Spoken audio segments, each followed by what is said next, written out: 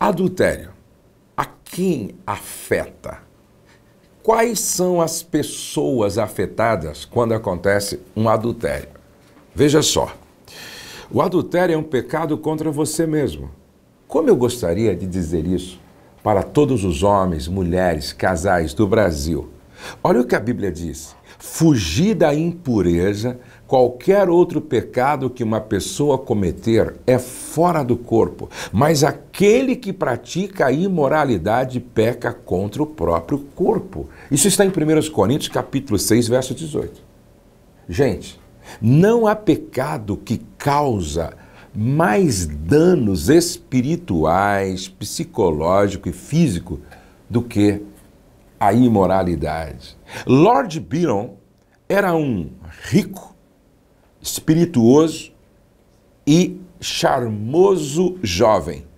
Ele era poeta, ele era um poeta, playboy da Inglaterra, mas ele morreu de doenças venéreas quando ainda era bem jovem, novo. Veja o que ele escreveu: meus dias estão na folha amarela, a flor e os frutos da vida já se foram. O verme, as úlceras e o pesar é tudo o que me resta. Byron tinha tudo o que queria, mas perdeu tudo através da imoralidade. É interessante que todos hoje falam sobre sexo seguro, mas o sexo não deve ser perigoso. O sexo deve ser sagrado. O sexo não deve ser perigoso. O sexo deve ser sagrado. O adultério é um pecado contra o seu corpo. Eu quero que você entenda, então, que o adultério é um pecado contra si mesmo. Em segundo lugar, o adultério é um pecado contra o lar. E eu gostaria que você que está me assistindo agora enviasse esse áudio, enviasse esse vídeo para o maior número possível de pessoas, porque os pais precisam saber disso, ó. Uma das coisas mais terríveis do adultério é o que ele faz a um lar e aos filhos deste lar. As vidas de crianças inocentes estão sendo destruídas pelo pecado de adultério, gente. Mães e pais que cometem adultério estão, na realidade, fazendo uma afirmação devastadora a seus filhos de que quão pouco valor o cônjuge traído possui e quão insignificante a fidelidade é para quem traiu. Estão também comunicando a seus filhos que a honra e o compromisso não são nem de longe mais importantes que o prazer temporário. Um pai ou uma mãe adúlteras ou adúltero, preste atenção, um pai ou uma mãe adúltera está dizendo a seus filhos que o prazer é mais importante para ele ou ela do que os seus próprios filhos. É coisa dura de se ouvir, mas é pura verdade. Quando um homem ou uma mulher adultera, os mais afetados são os próprios filhos, que estão, através dessa atitude dos pais, vendo uma afirmação destes que não vale a pena ser fiel, que o outro não tem valor e de que o casamento não tem o valor que deveria ter quando os pais se portam de forma íntegra. Agora, o adultério também é um pecado contra a igreja. Aqui eu gostaria que você prestasse muito atenção. Em terceiro lugar, o adultério é um pecado contra a igreja. Mas antes de falar sobre isso, deixa eu responder algumas perguntas aqui. Vamos lá. Tem perguntas aí, Anderson? Então vamos lá. Vamos ouvir a primeira pergunta aqui. Vamos ouvir. É o seguinte, eu estou passando por uma situação, né, de adultério. Minha esposa adulterou e eu estou tentando restaurar minha família. Estou lutando, estou pedindo para ela abandonar. Ela vai, mente, volta. Creio eu que essa última vítima, eu devo ou não devo continuar perdoando a pessoa? Presta atenção. Todo adúltero é mentiroso. Toda adúltera é mentirosa. Por quê? Porque o adultério é algo tão escandaloso, vergonhoso, que a pessoa vai tentar esconder através da mentira. É sempre assim, a pessoa vai tentar esconder através da mentira. Agora, irmão, deixa eu dizer uma coisa para você. Se a sua esposa, ela não quer mudança, se ela não quer reparar o erro, se ela não quer se converter, se ela não quer se arrepender, se ela insiste no erro, certo? Ela insiste no erro, eu acho que você precisa amar a Deus, se amar e amar. Então, eu acredito que você deve seguir seu caminho, deve seguir o seu caminho e orar para que lá na frente ou Deus faça um milagre mesmo na vida dela, ou o Senhor prepara alguém para você reconstruir sua vida. Por quê? Porque nem Deus faz quando eu não quero, quando você não quer, quando a pessoa não quer. Tem pergunta aí, Elisama? Faz a pergunta, Elisama. Uma jovem na igreja se declarou para o meu esposo. Nós estamos pastoreando a igreja. E ele não me contou nada, eu peguei as mensagens no celular que ela mandou para ele. Ele disse que não teve nada com ela, e que eu preciso ser madura porque ela é uma alma. O que devo fazer?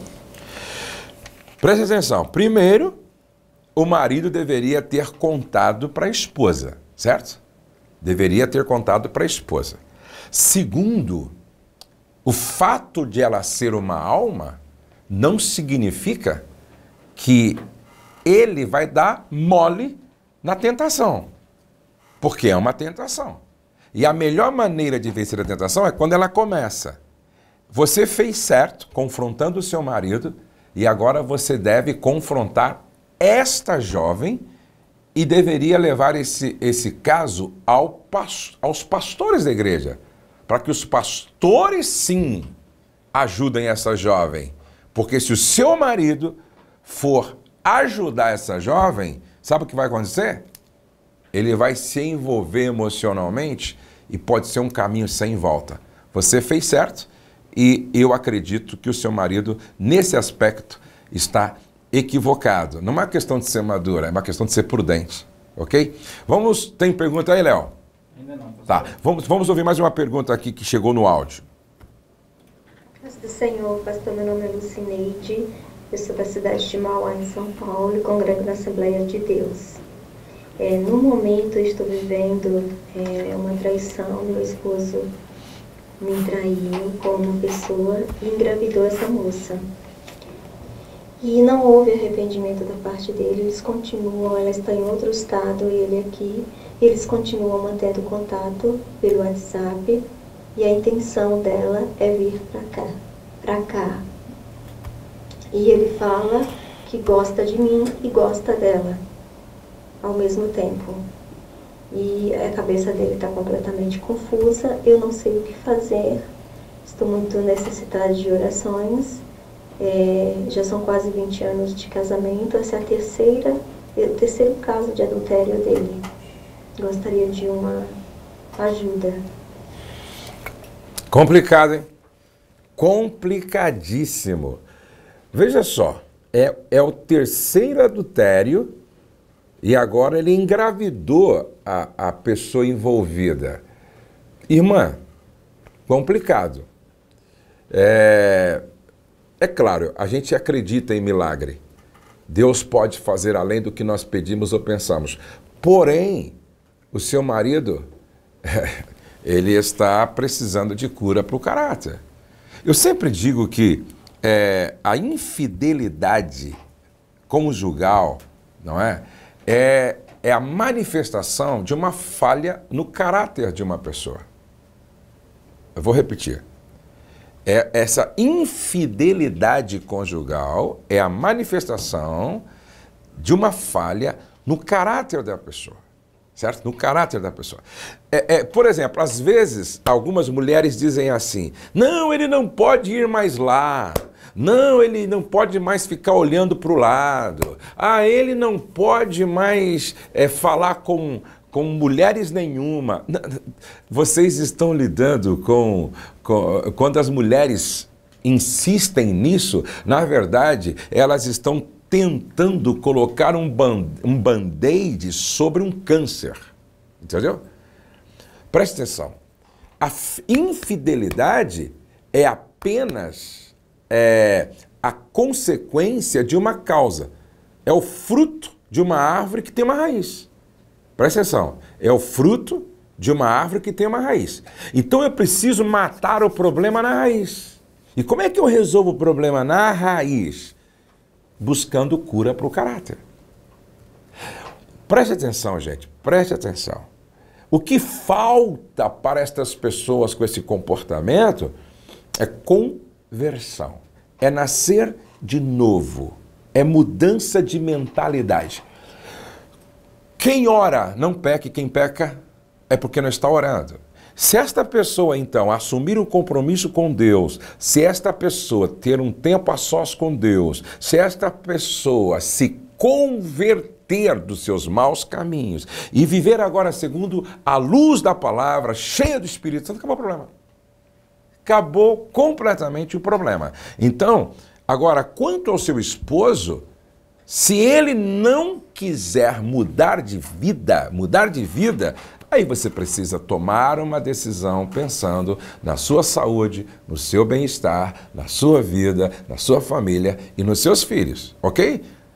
Ninguém tem o direito de brincar com o sentimento de quem quer que seja, ninguém, tá? E eu não acredito que é possível um homem amar duas pessoas ao mesmo tempo. Eu não acredito. Até porque é antibíblico, não é? É antibíblico. A Bíblia diz, Deus não é bígamo e nem polígamo. Deus é monogâmico, ok? Vamos para mais uma pergunta, Anderson. Vamos lá para mais uma pergunta e aí eu vou terminar esse assunto aqui. Boa tarde, eu sou de Cruzeiro, São Paulo, interior de São Paulo, da Igreja Batista. E eu queria ajuda, porque hoje mesmo eu tenho uma conversa com os meus pais e meu irmão. Meu pai caiu, não se adulterar. E tenho receio de como vai ser. Na verdade, eu queria pedir oração, como que eu posso ajudar eles. A gente vai ter uma conversa, na verdade eles não sabem, o pai não sabe, que a gente sabe, a gente vai conversar tudo hoje. Tenho um pouco de receio, mas creio que Deus está no controle de tudo.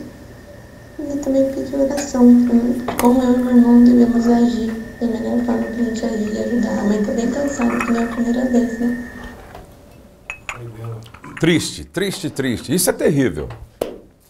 Pelo jeito é uma jovem bem nova, está dizendo que o pai dela foi infiel à mãe e hoje à noite eles vão ter uma reunião para falar sobre isso. Minha filha, primeiro de tudo, nós lamentamos muito e nós vamos estar orando por você aqui no final do programa também, tá? Eu posso imaginar como não está sendo difícil. Agora, a Bíblia diz assim, ó, seguindo a verdade em amor.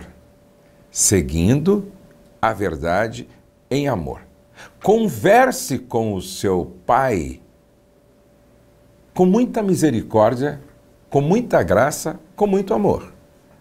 Agora, o fato de você amar não significa que o pecado não deva ser tratado com muita seriedade, com muita responsabilidade e com muita firmeza, tá?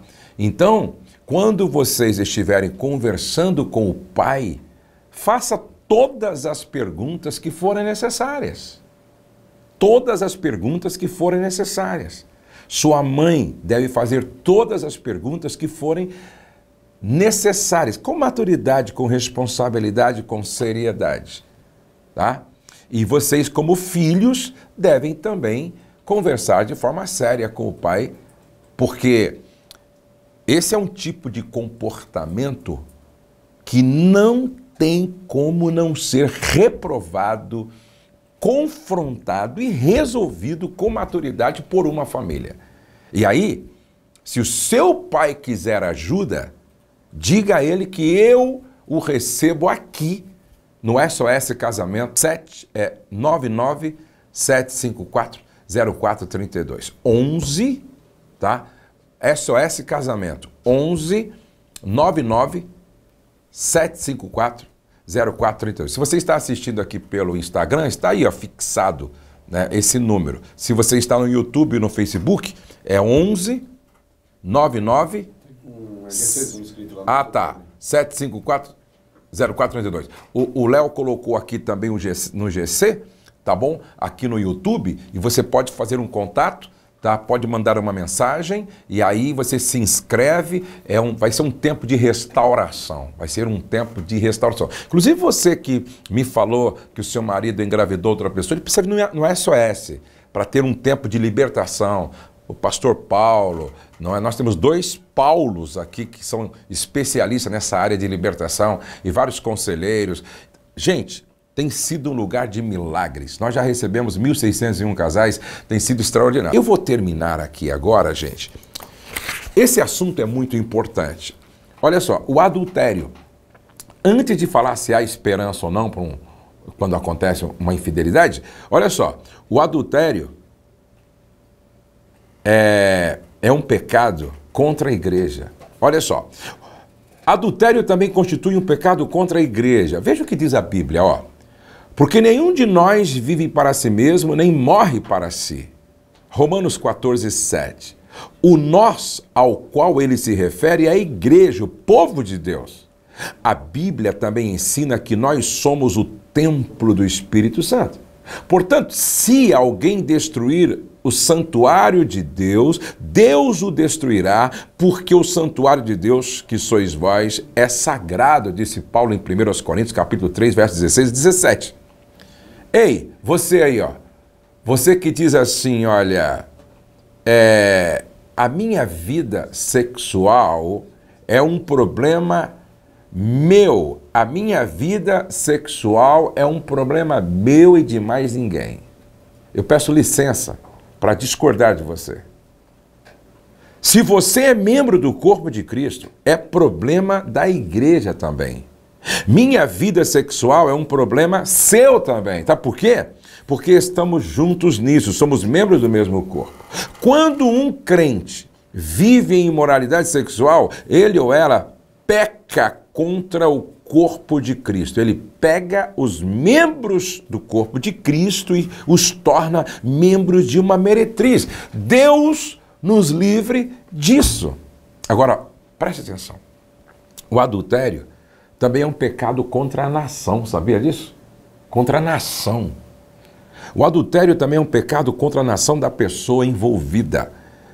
Eu fico me perguntando, quanto tempo ainda passará até que a ira de Deus se derrame sobre esse mundo tenebroso?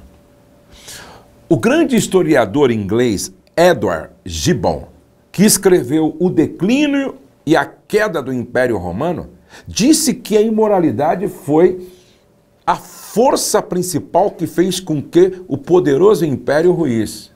Os historiadores dizem também que a imoralidade foi o pecado que destruiu impérios antigos e poderosos, como os da Grécia, do Egito e da Babilônia. E poderá também ser o pecado que vai destruir a nossa nação. Neste momento, as torrentes da ira de Deus estão batendo forte à barragem de sua misericórdia. Um dia, a barragem irá ceder às águas do juízo de Deus. A Bíblia diz: a justiça exalta as nações, mas o pecado é o opróbrio dos povos. Provérbios 14, 34. A lei de Moisés disse à nação de Israel que vivia sob a teocracia: se um homem for achado deitado com uma mulher que tem marido, então ambos morrerão. O homem que se deitou com a mulher e a mulher, assim eliminarás o mal de Israel. Deuteronômio capítulo 22, verso 22.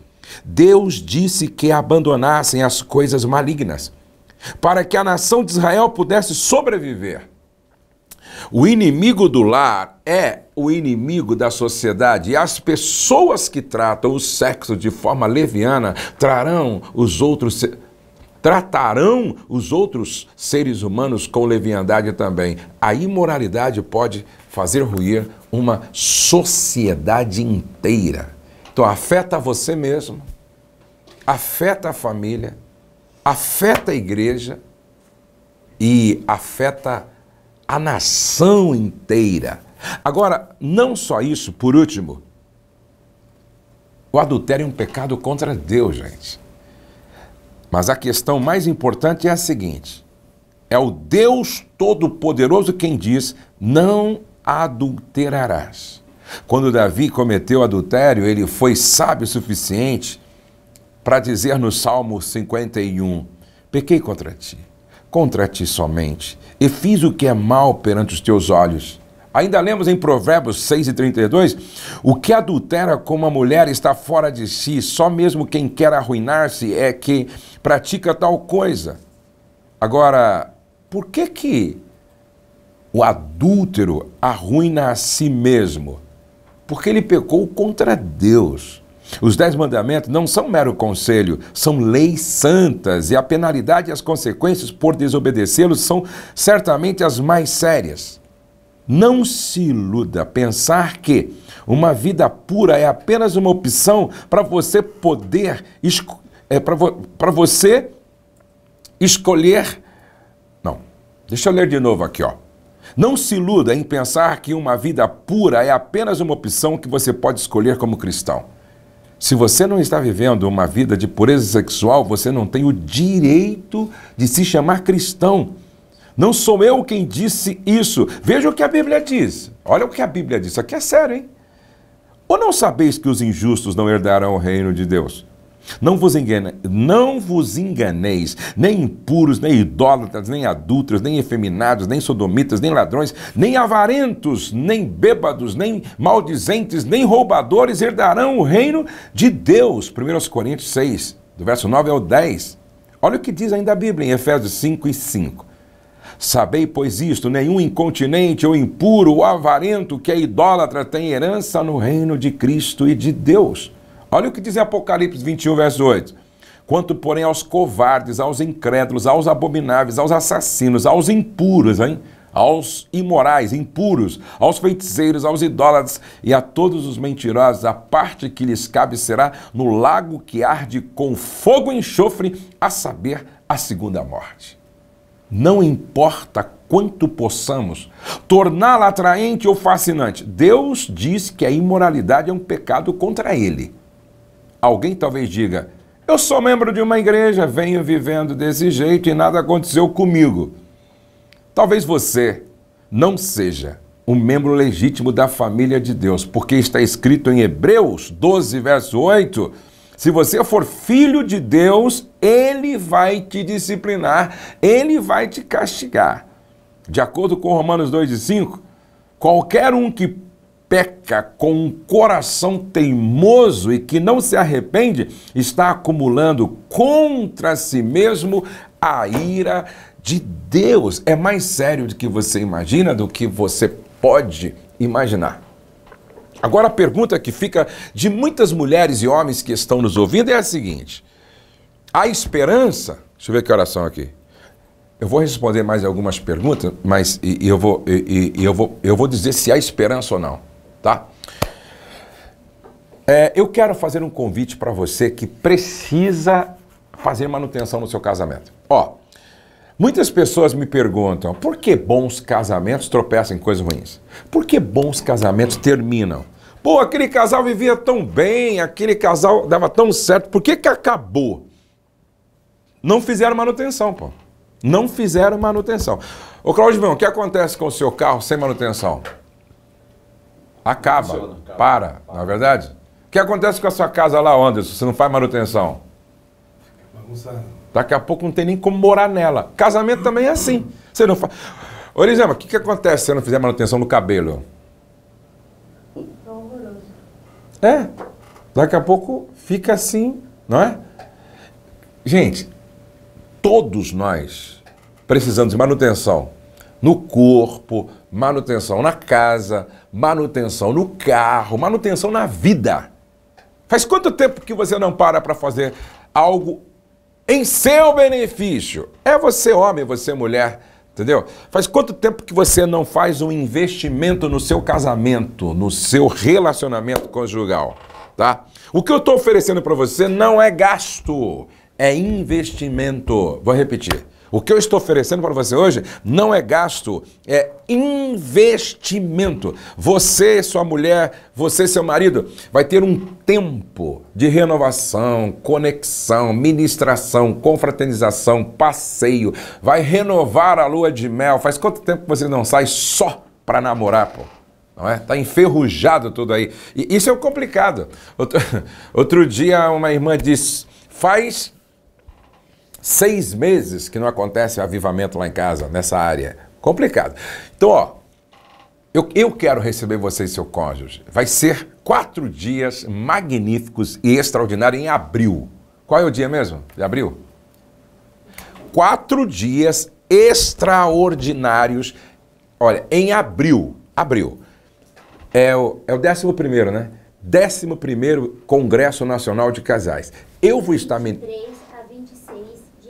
23 a 26 de abril. 23 a 26 de abril, tá?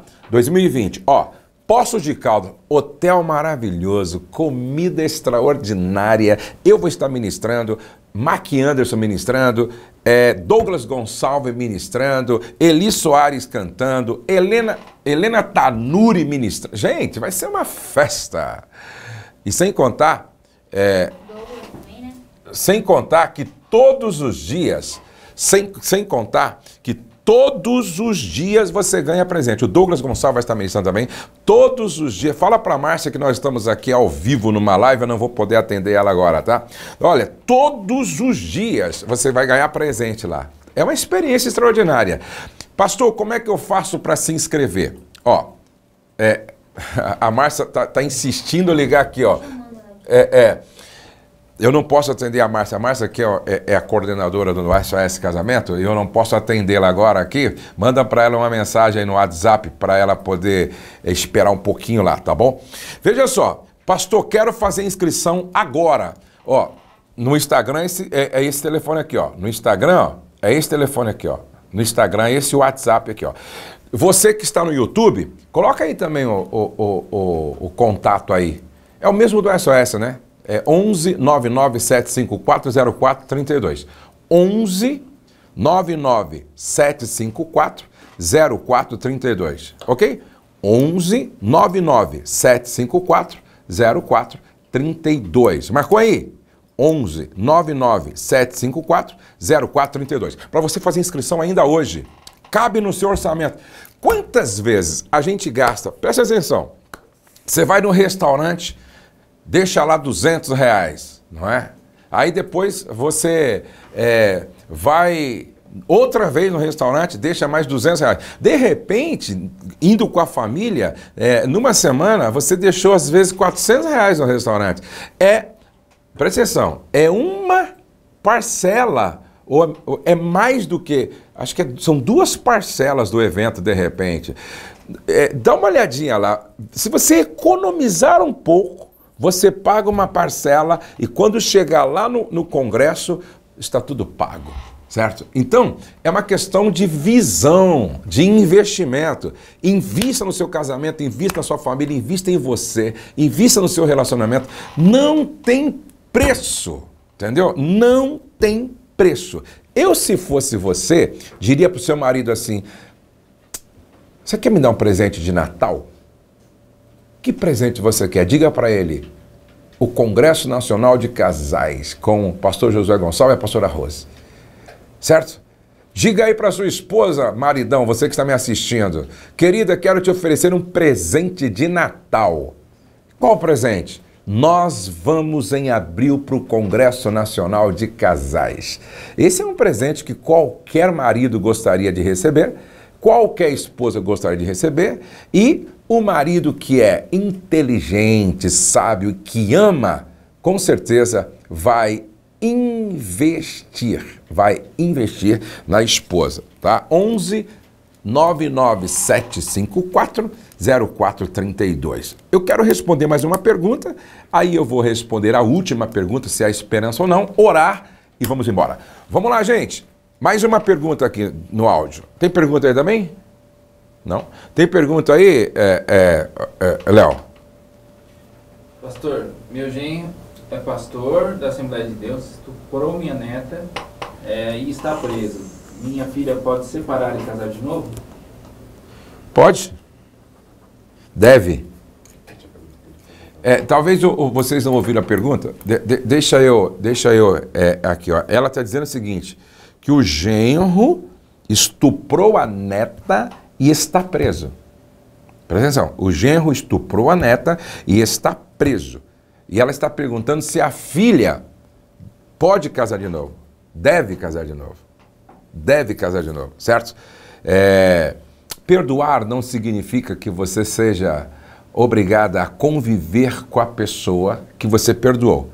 Por exemplo, os 4 elementos que entraram na minha casa, assaltaram, ameaçaram a minha esposa de estupro, os 4 elementos eu perdoei. Sim, eu perdoei. Agora, não tem como conviver com eles, certo?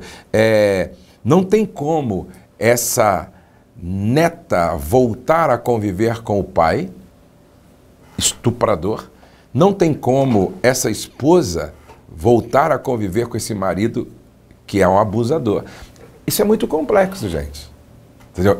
Agora, é claro, ele é digno de misericórdia, ele precisa de um tratamento, ele precisa de cura interior. Isso a gente não abre mão. Por quê? Porque é o Evangelho. Eu costumo dizer que o perdão é a mensagem da cruz. O perdão é a mensagem da cruz. Tá bom? Bom, chegamos ao final, mas eu tenho uma pergunta para responder. Há esperança para o casamento depois de um adultério? Há esperança. Sim, há esperança. Quais são os passos? Aquele que errou precisa se arrepender.